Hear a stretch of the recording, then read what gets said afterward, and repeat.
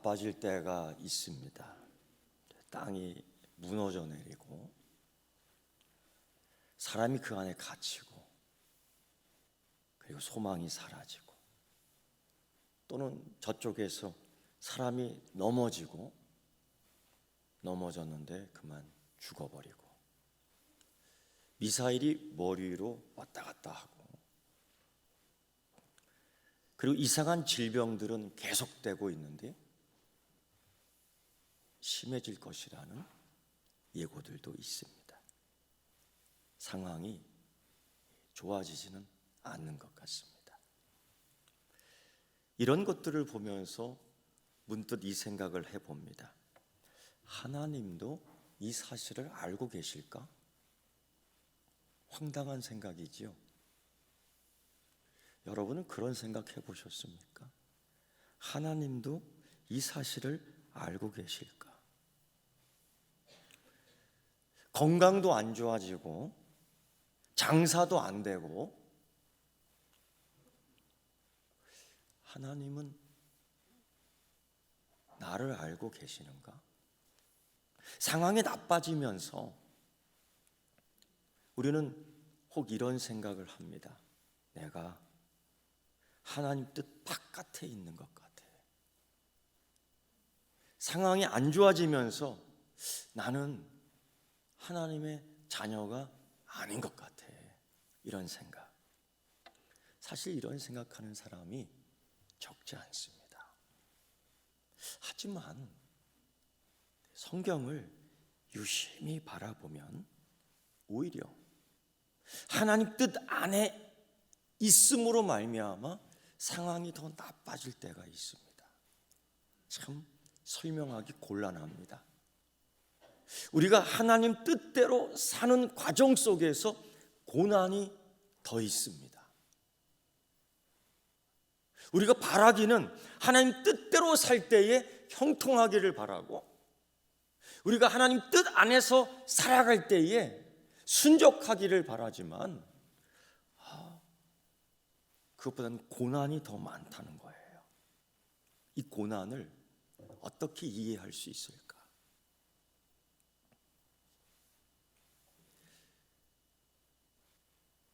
언젠가 한번 이쪽에서 저쪽으로 차량 이동을 하는데 좀 빨리 가고 싶었습니다. 그래서 옆에 차를 세워놓고 내비게이션을 두들겼습니다. 좀 빨리 가겠지. 지름길을 택해서 갈 수 있으니까 머리 좀 썼습니다. 그런데 이 내비게이션이 막 골목길을 알려주는데 그걸 타고 골목길을 지나는데 여간 쉽지 않더라고요. 스트레스가 확 올라갑니다. 너무 좁으니까. 결국은 지체가 됐습니다. 빨리 가고 싶었는데 시간이 꽤 지체되었습니다. 그냥 동네를 삥삥삥삥 돌더니만 거기 목적지에 간신히 도착했습니다. 이런 경우가 있지요. 우리 삶에 있어서. 하나님께서 이루시는 이 작업, 하나님의 섭리 가운데 있다고 생각하지만 20년이 넘게 걸리니까요. 마치 사흘 안에 도달할 수 있는 거리를 40년 걸리니까요. 우리 삶에 그런 경우가 있다는 겁니다. 근데 그때에 참 이 지체되는 과정 속에서 그 고난 때문에, 아니 하나님의 섭리가 있고 하나님의 역사 가운데 내가 있다라고 생각은 하지만 견디기 힘드니까 이게 과연 하나님의 뜻일까? 이게 과연 내가 하나님 뜻 안에서 이루고 있는 것일까? 이런 의심이 계속 드는 겁니다. 오늘 우리가 읽을 본문에서 야곱의 집사람들, 야곱의 자녀들이 야곱과 함께 이러한 고난을 겪습니다. 이러한 경험을 하고 있습니다. 그래서 그들이 그렇게 얘기하지요. 하나님께서 어째서 이 일을 행하셨는가? 도대체 하나님 뜻이 무엇인가? 다르게 얘기하면 하나님 보고 계시는가? 하나님 알고 계시는가? 이런 질문을 막 하는 겁니다. 여러분, 우리가 알다시피 야곱의 인생은 물론이거냐 요셉의 감옥 생활 13년 넘게, 그 애굽 땅에서의 마음 졸이는 그 10명의 형제들의 이야기 속에 그것이 내 경험이라면 이런 질문을 한번 또 해봅니다. 지금에서야 이것이 하나님께서 이루시는 굉장한 섭리와 역사라는 걸 알기 때문에, 근데 그때에 다시 돌아갈 수 있겠느냐 이겁니다. 그 경험을 다시 할 수 있겠느냐 이겁니다. 제가 그래서 물어봤습니다. 군에 다녀온 남성에게 물어봤죠. 야, 너 군대 가라면 다시 가겠냐? 물어봤다면 미쳤냐? 그러더라고요. 그만큼 싫은 거예요. 하나님 뜻 안에서 이루는 하나님 섭리 가운데 있는데 그게 싫은 거예요. 하나님의 놀라운 계획 속에 있는 인생의 이야기인데 불편한 거예요. 따지고 보면은 하나님의 축복하는 이야기인데 고달픈 거예요. 이게 사실은 예수 그리스도를 믿는 우리들의 삶의 이야기입니다. 요셉의 형들은 불만이 많았습니다. 아버지에게, 야곱에게. 왜냐하면 그 요셉에게 색깔 있는 옷을 쫙 입혔거든요. 굉장히 좋은 옷이죠. 근데 그 이상의 의미가 있습니다. 채색 옷을 입혔다는 것은 이 아이는 너희들하고 달라. 완전 차별입니다. 색깔 있는 옷을 입었다는 것은 이 아이가 상속자야. 너희들 아니야. 그 야곱의 형들은 얼마나 섭섭했겠습니까? 아버지의 양떼를 다 길러주는데요. 아버지의 재산을 다 지켜주는데요. 이 야곱 형들이, 야곱의 이 아들들이, 요셉의 형들이 요셉을 죽이려고 했던 것 이해가 되더라고요. 결국 피바람이 이 가족에게서 나오기 시작합니다. 여러분 생각해 보세요. 형이 동생을 죽였다. 그것도 10명의 형이 한 명의 동생을 죽인다. 이게 믿음의 조상 야곱의 집안 이야기입니다.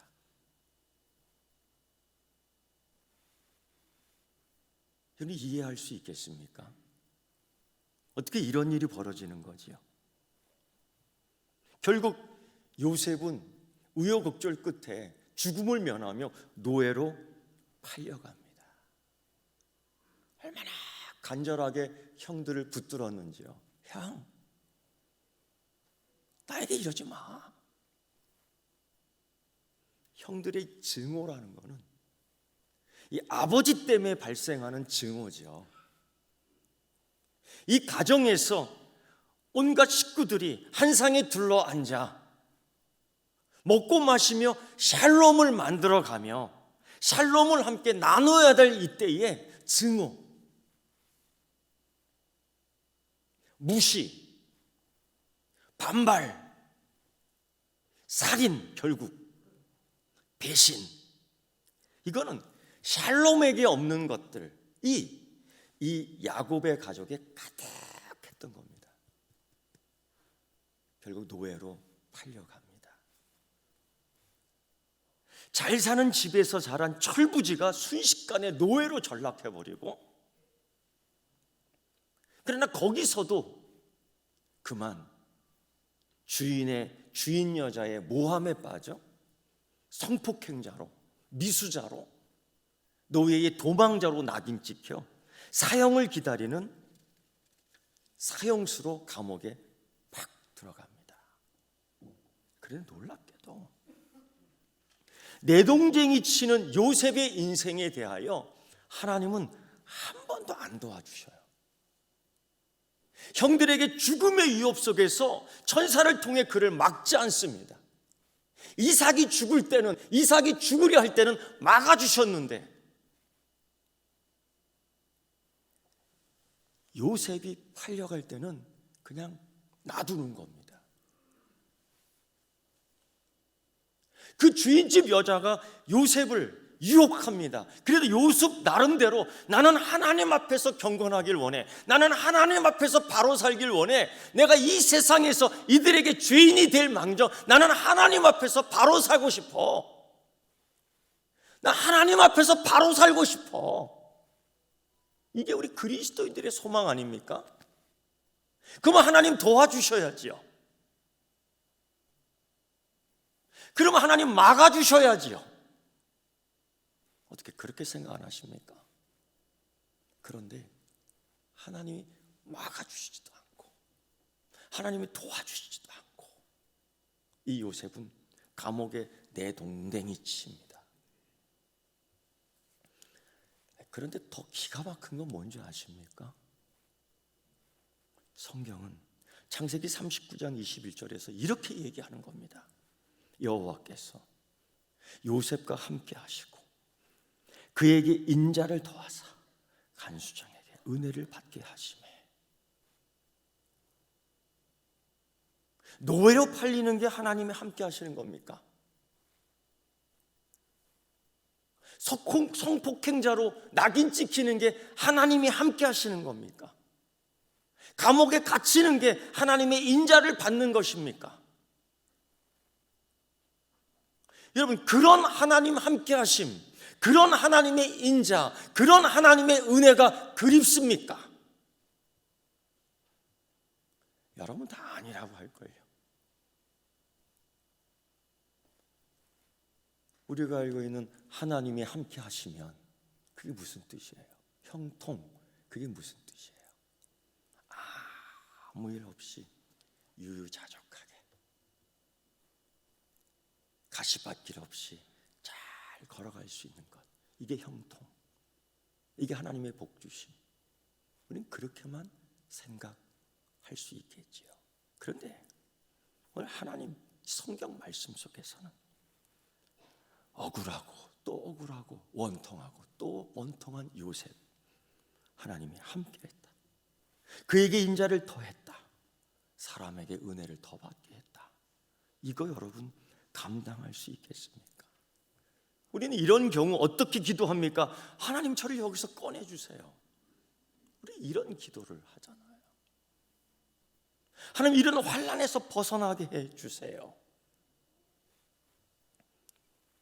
사실 우리는 이런 기도 하지 않습니까? 하나님이 어떤 계획을 하고 계시는가? 우리 이렇게 생각하지 못해요.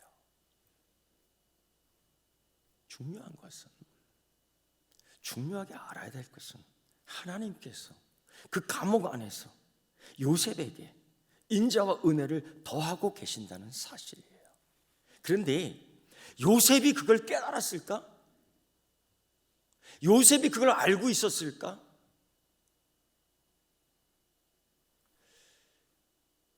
여기에 대하여 우리가 답해줘야만 되죠. 무려 감옥에서 13년 이상을 썩어야 했습니다. 이때 요셉의 믿음은 어땠을까요? 감옥, 매일 죽어가는 사람이 있었습니다. 사형 집행 장소이니까요. 사형수의 대기 장소니까요. 어제까지 이야기했는데 오늘 갑자기 목이 달아납니다. 충격입니다. 그 감옥, 매일 욕하는 사람이 있었습니다. 사람만 보면 그렇게 학대당한 것만큼 학대를 합니다. 매일 원망하는 사람이 있었습니다. 너 때문에 여기 오게 됐다라는 거죠. 너 때문에 내가 상처받았다는 거죠. 너 때문에 내가 망하게 됐다는 거죠. 대부분 다 그렇습니다. 그걸 매일 듣는 요셉. 무려 13년 동안 요셉의 믿음은 어땠을까요?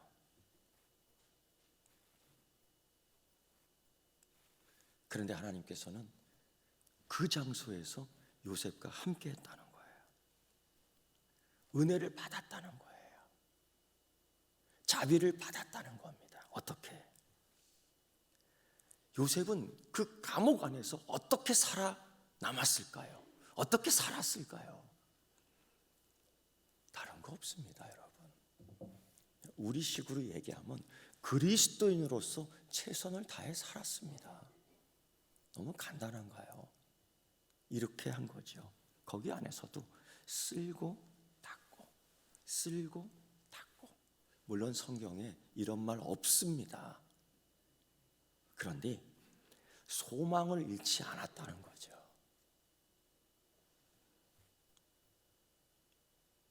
어느 정도였냐면은 간수장이 요셉에게 감옥의 열쇠를 맡겼습니다.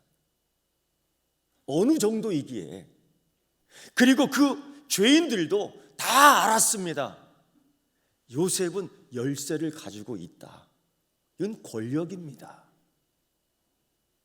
도대체 요셉은 그 감옥 안에서 어떻게 했길래 간수장이 그에게 열쇠를 맡겼단 말입니까? 그 행동이 어땠길래, 그 감옥 안에서의 삶이 어땠길래, 과연 원망만 했다면, 과연 원통만 했다면, 과연 곡하는 소리만 했다면,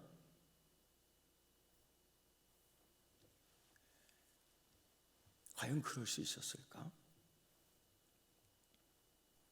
심지어 요셉은 그곳에서 많은 사람들에게 상담도 해 주었습니다.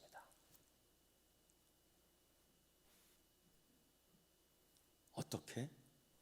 사람들이 자기의 속마음을 요셉에게 다 말해주는 거예요. 심지어 사람들이 요셉에게 자기의 꿈 이야기까지 해주는데 요셉은 매우 신비한 사람이었습니다.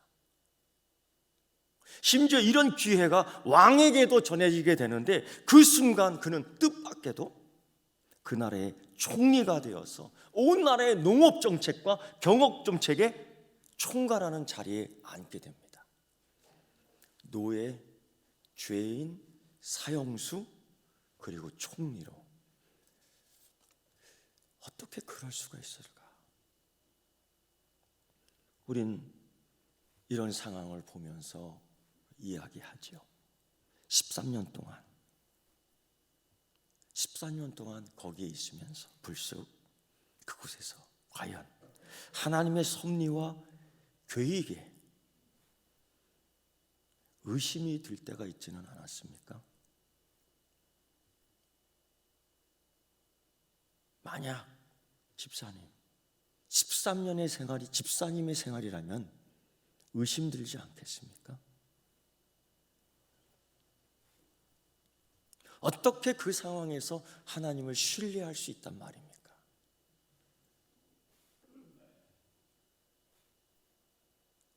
어떻게 하나님만을 바라볼 수 있단 말입니까?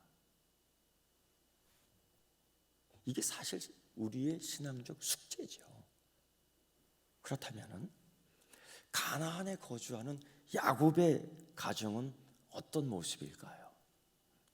가나안에 거주했던 야곱의 가정도 7년 대환란을 면할 수가 없었습니다. 7년의 대흉년이지요.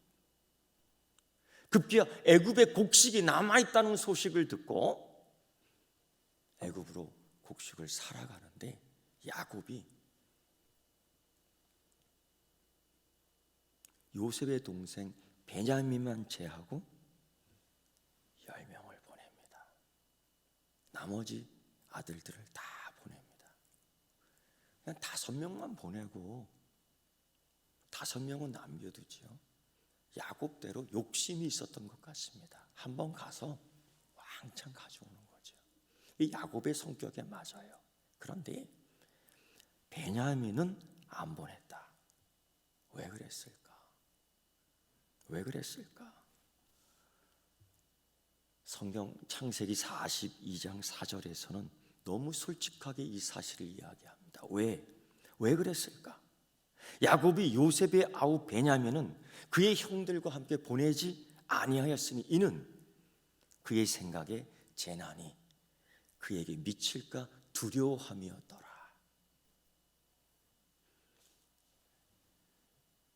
다른 자녀들 보내는 것은 두려워하지 않았습니다.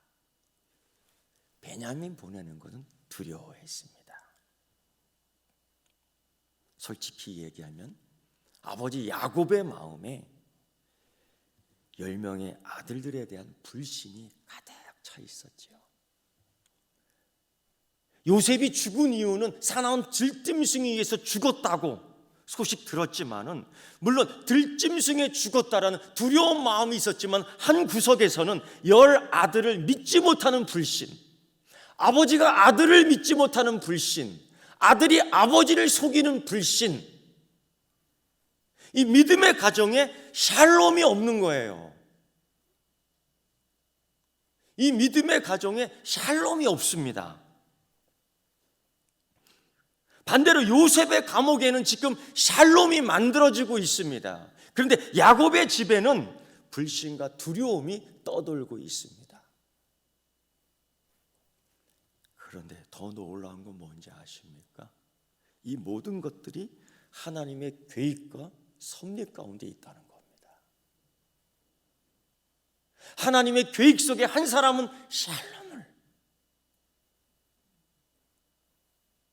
하나님의 작정하심에 다른 이들은 불신과 두려움을 가지고 있었습니다. 기근으로 인해 애굽에 도착한 이 10명의 형들이, 야곱의 아들들이 총리된 요셉을 만납니다. 17살에 팔아버리고 13년 동안 감옥에 있고 7년의 풍년이 있었고 이제 7년의 가뭄이 시작되는 이때에 벌써 20년이 훌쩍 넘어버린 거죠. 그러니까 못 알아보는 겁니다. 못 알아보는 겁니다. 그런데 그 형들이 애굽 총리에게 와서 절하는 겁니다. 생각나죠? 하나님이 꿈꿔줬던 것. 근데 결국 그 꿈 때문에, 물론 요셉도 철부지였습니다. 결국 그 꿈 때문에 형들의 증오를 받았던 거 아닙니까? 결국 그것으로 인해서 상처가 있지 않습니까? 형들이 절을 하는데 요셉의 곡식단 앞에 절하는 꿈의 기억이 되살아나는 겁니다.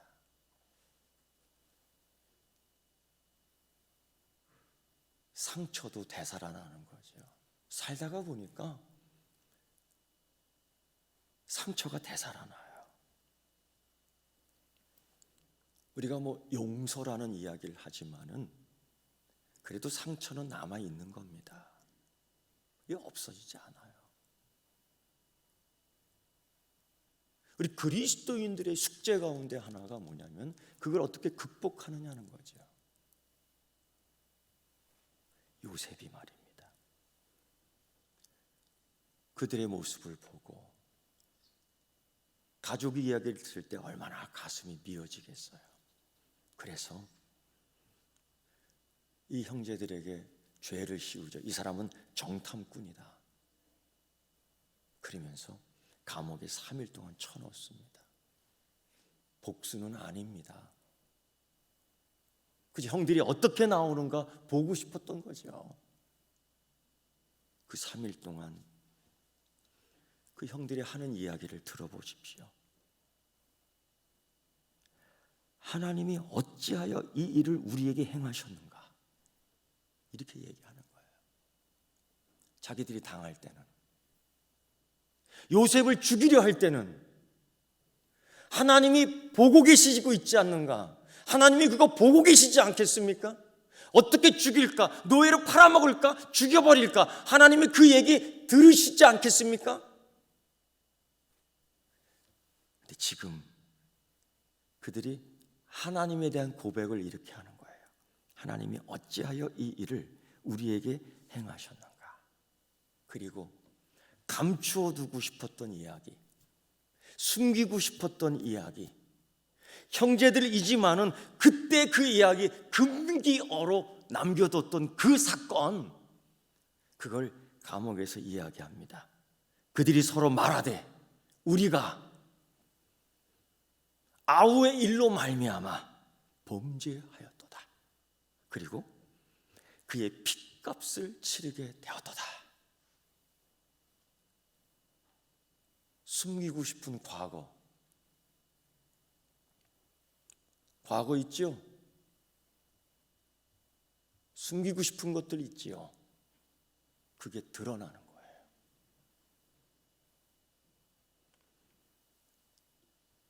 그 얘기를 들은 야곱의 마음이 얼마나, 그 얘기를 들은 요셉의 마음이 얼마나 찢어지겠습니까? 그리고 시므온을 볼모로 잡아놓고 나머지는 다 보냅니다. 9명이 돌아가요. 조건이 그거죠. 너의 동생 베냐민을 데리고 와라. 보고 싶은 거예요.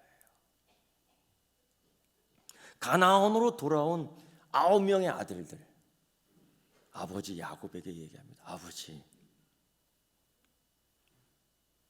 시므온은 잡히고 베냐민을 데리고 가야지만 살릴 수 있습니다. 아버지는 허락하지 않는 거예요. 왜? 믿지 않으니까. 이놈들이 또 아버지의 상처가 더 늘어나는 거예요. 샬롬의 소식을 전해야 되는데 이제는 먹을 수 있고 이제는 입을 수 있고 이제 잠잘 수 있지만은 샬롬이 없습니다. 야곱의 집에는. 우리 먹는 것, 입는 것, 자는 것 해결되면은 다 있을 것이라고 생각하지만 그게 아니에요. 그게 아니에요. 오늘 야곱의 집이 그렇습니다. 그리고 야곱이 그런 생각을 해요. 그 아들들이 그 소식을 들려오는데 고집 있지 않아요. 이렇게 얘기합니다. 너희가 나에게 내 자식을 잃게 하도다. 요셉도 없어졌고 시므온도 없어졌고 베냐민을 또 빼앗아 가고자 하니 다 나를 해롭게 하는구나. 너희 자식들이 내 걸 다 뺏어 먹는구나. 너희 자식들이 다 나를 무너지게 하는구나. 이 아빠로서, 부모로서 가장 마음 아픈 소리를 하는 거예요. 자식들이 부모를 공경하고 자식들이 부모를 사랑하고 자식들이 부모를 아껴줘야 되는데 내 거를 다 뺏어가는구나. 이 마음에 아픈 소리를 하는 거예요. 베냐민 안 돼. 어떻게 이 믿음의 조상의 집에 샬롬이 아닌 불신의 원망의 원통으로 가득 찼을까요? 그 이유가 뭐예요? 그런데 여러분, 하나 더 놀라운 것은 이런 모든 사건 하나하나가 그들이 얘기했던 것처럼 하나님이 어찌하여 이런 일을 우리에게 행하셨는가? 이런 질문 속에 이것 또한 놀라운 하나님의 섭리와 계획이지만 야곱은 모르는 거죠. 누가 하나님의 깊은 걸 통찰할 수 있겠습니까? 누가 하나님의 그 높음과 깊음을 알아 이해하여 이해하게 할 수 있겠습니까? 장담할 수 없는 거죠. 그때 루벤이 이야기합니다. 아버지, 그를 내 손에 맡겨주세요. 내가 시므온을 아버지께로 데리고 오겠습니다. 만약 그렇지 않으면 내 아들을 죽이십시오. 둘에 있는 아들을 죽이십시오. 이 루벤이요, 아버지의 마음을 조금씩 알아가는 것 같습니다. 자식을 잃은 아버지의 마음, 지금에서야 그 아버지의 마음을 아는지 자기 아들을 갖다 바치는 겁니다. 아버지, 이 일을 해결하는데 내가 못하면 이 내 아들 둘을 죽이세요. 진정으로 이 가족의 샬롬을 위해서 이 루벤이 책임을 지겠다는 거예요. 처음으로 이 가정에서 책임지겠다는 이야기가 나옵니다. 지금까지 아버지와 이 반목의 상태, 지금까지 아버지와 불신의 관계, 지금까지 아버지와 원수와 원통과 불만의 관계 속에서 아버지, 그래서 이 집안을 살리겠습니다. 이 아이들을 살리겠습니다. 만약 실패한다면 내 아들을 죽이세요. 죽이세요. 이 굉장한 책임 있는 소리인데요. 여러분, 자기 아들을 죽이라는데 그게 보통 각오겠습니까? 자기 자녀가 아파도 마음이 찢어지는데요. 차라리 내가 아픈 게 낫지요.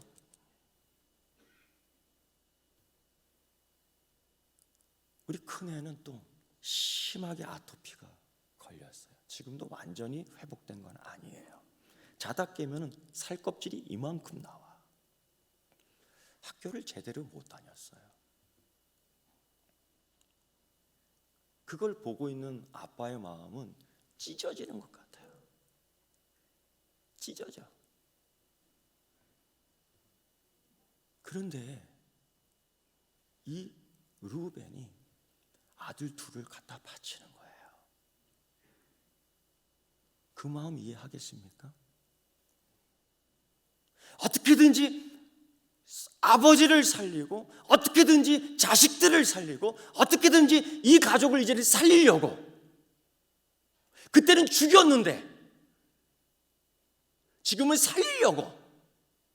근데요, 이렇게 변하잖아요. 근데 이 변하는 과정 속에 얼마나 고통스러울까요? 아들을 갖다 바쳐야 되니까. 이게 아브라함이 이삭을 갖다 바치는 마음이에요. 이 아버지 하나님이 그 아들을 십자가에 못 박히게 하는 하나님 아버지의 마음이에요. 불신과 원통함과 불만스러운 온 가족을 깨버리고 쪼개버리는 샬롬을 이루는 마음이에요. 그런데 하나님이 만들어 가잖아요. 만들어 가잖아요. 이게 하나님의 섭리 가운데 있는 겁니다. 이게 하나님 계획 가운데 그 가족을 회복시키는 샬롬의 회복 가운데 있는 겁니다. 그런데 불편해요.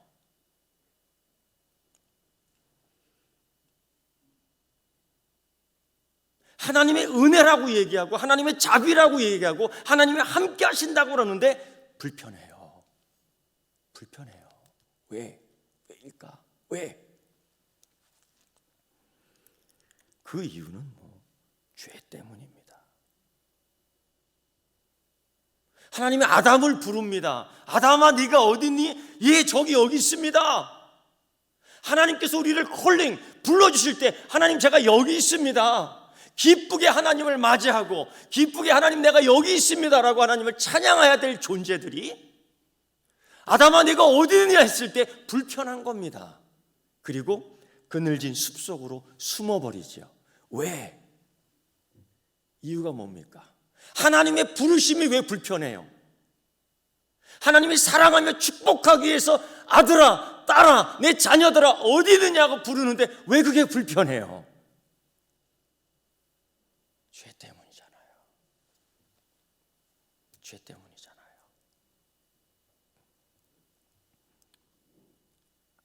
오랜 시간이 다시 흘러 또 다시 흉년을 이기지 못할 즈음에 먹고 살아야 되니까, 목구멍이 포도청이니까, 버틸 힘이 없으니까 야곱 아버지가 그렇게 얘기합니다.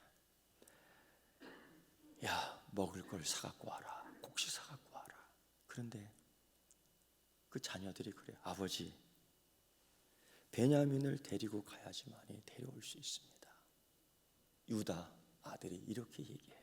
아버지, 베냐민을 나와 함께 보내시면 내가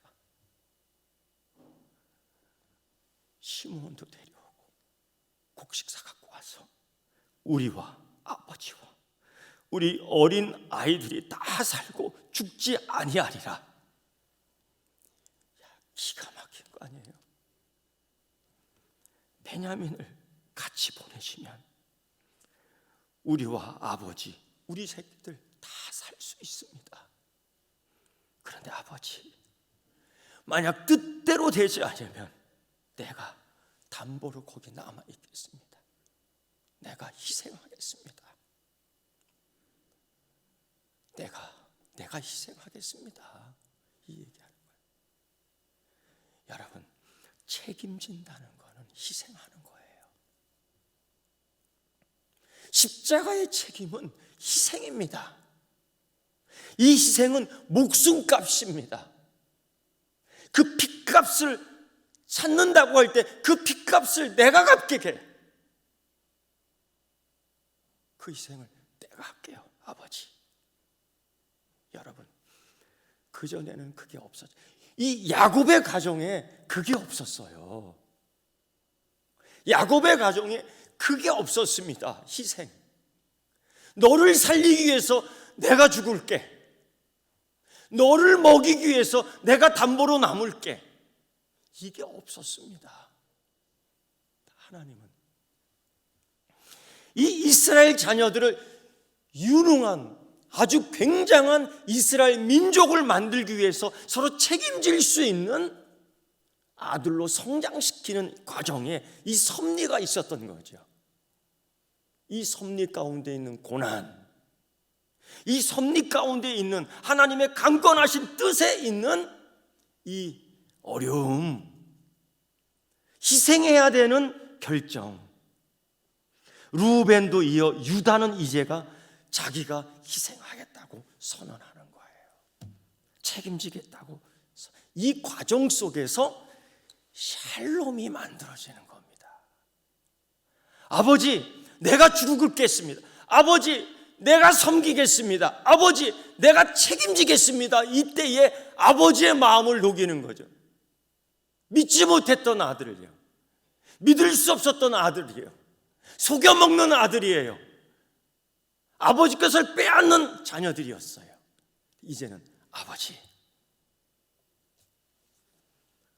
그때에 야곱이 이 소리를 듣습니다. 얼마나 찢어지겠어요. 아버지, 내가 죽겠습니다. 내가 죽겠다는데. 근데 야곱이 이렇게 얘기해요. 오늘 읽은 이 말씀 내용이에요. 첫째는 하나님이 너희에게 은혜 베푸기를 원하노라. 처음 축복해요, 아들한테. 축복해주고 싶지 않았습니다. 축복해주고 싶지 않았습니다. 아버지가 아들에게 축복하는 거 당연한 건데 그러고 싶지 않았습니다. 그런데 이제 축복해요. 아들들아, 가는 길 오는 길 하나님의 은혜가 너희에게 넘치기를 원한다. 하나님이 얼굴을 너희에게 행하사 그 은혜가 너희들에게 넘치기를 원한다. 두 번째 축복이에요. 야곱이 그렇게 얘기해요. 내가 자식을 잃으면 이르리로다. 굉장히 충격적인 거죠. 내가 자식을 잃으면 이르리로다. 마치 에스더가 이렇게 말한 것처럼 죽으면 죽으리로다. 이게 뭐냐면요, 하나님 뜻에 맡깁니다라는 거예요. 이게 뭐냐면요, 주님의 뜻이 이루어지기를 원합니다. 이게 뭐냐면요, 하나님 섭리 가운데 내 인생을 이제 드립니다라는 거예요. 그동안 야곱 뭔가 스스로 해결하려고 했지요. 하나님 없어도 되는 것처럼. 그런데 여러분, 하나님은 목적이 있었어요. 이스라엘을 만들어놓은 과정 속에서 그 섭리로 이들을 훈련시켰습니다. 이 고난. 하나님은요, 빨리 애굽에서 이스라엘 민족을 이루려고 하는 계획이 있었던 겁니다. 근데 우리는 자꾸 뺑뺑뺑 도는 거예요. 내 마음대로 내비게이션을 찍는 겁니다. 더 빨리 가려고. 여러분, 우리의 상황이 나쁘다고요. 예, 때가 되면 될수록 좋을 리가 없지요. 그러나 어떻게 해야 됩니까? 이 하나님 뜻 안에 살고 있다고 있는 믿음, 우리가 하나님의 섭리 가운데 있다고 하는 이 믿음 속에 과연 우리는 어떻게 살아야 합니까? 어렵게 얘기하지 말자고요. 요셉처럼 쓸고 닦는 겁니다. 열심히 사는 겁니다. 그 그리스도의 삶의 모습이 나타나게 사는 겁니다. 두 번째요, 희생하는 겁니다. 거기는 섬김입니다. 세 번째요, 여러분, 하나님께 맡기는 겁니다. 두 손을 놓는 겁니다. 이 믿음이 있어야 되는 겁니다. 여러분, 이 시대에 우리가 어떻게 살아야 될까? 하나님은 우리 앞에 샬롬을 만들어가고 있습니다. 더 이상 이 샬롬이 불편하지 않도록 주시는 샬롬이 하나님의 은혜고 하나님의 자비하심으로 알고 있는 믿음으로 나아가는 여러분 되기를 축원합니다. 기도하겠습니다. 하나님, 깨어진 샬롬의 세대와 시대입니다. 이것을 회복하는 과정 속에서 하나님을 인정하고 두 손을 들게 하여 주옵소서. 깨어진 샬롬을 회복하는 은혜 속에서 하나님의 계획이, 뜻이, 섭리가 이루어지게 하여 주시옵소서. 예수님의 이름으로 기도드리옵나이다.